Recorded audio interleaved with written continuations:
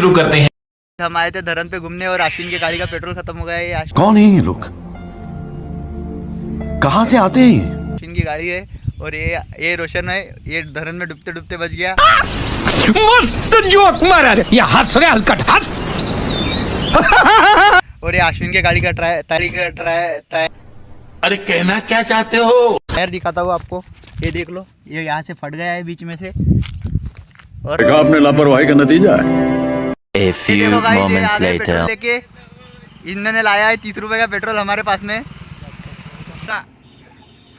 बहुले आणून दिला ना मग पेट्रोल, याच्यासाठी म्हणतो तुम्ही कुठे फिरायला गेले की पेट्रोल आणत जा सोबत.